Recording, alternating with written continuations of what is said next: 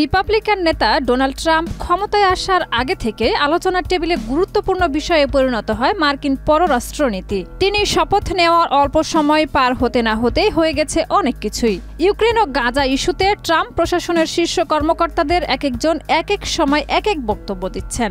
এ নিয়ে ধোঁয়াশায় পড়েছে বিশ্ব। ব্রিটিশ সংবাদ মাধ্যম বিবিসি বলছে, জার্মানিতে চলমান মিউনিখ নিরাপত্তা সম্মেলনে মার্কিন প্রতিরক্ষামন্ত্রী পিট হেগসেথ বলেন, রাশিয়ার দখল করা অঞ্চলগুলো ইউক্রেন ফিরে পাবে বলে মনে করাটা অবাস্তব। কোটি মানুষের আস্থার ভালোবাসায় 11 বারের মতো দেশের 1 নম্বর রেফ্রিজারেটর ব্র্যান্ড ওয়ালটন। ন্যাটোর সদস্য হতে ইউক্রেনের দাবিও বাস্তবসম্মত নয়। তবে পরে তিনি নিজের বক্তব্য থেকে পিছু হটেন।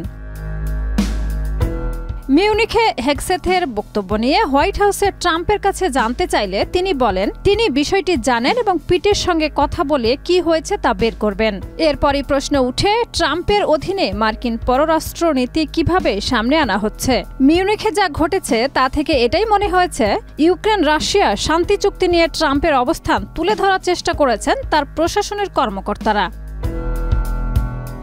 গাজার মালিকানার পাশাপাশি সেখান থেকে ফিলিস্তিনিদের সরিয়ে দেওয়ার কথা ভাবছেন ট্রাম্প। পরে ওই বক্তব্য কিছুটা সংশোধনের চেষ্টা করেছেন তার প্রশাসনের কর্মকর্তারা। তারা বলেছেন, গাজাবাসীকে সাময়িক সময়ের জন্য সরিয়ে দেওয়া হবে। তবে সেই প্রচেষ্টার পরে ট্রাম্প আবার বলেছেন, ফিলিস্তিনিদের স্থায়ীভাবে সরানো হবে, তাদের গাজায় ফেরার কোনো অধিকার থাকবে না।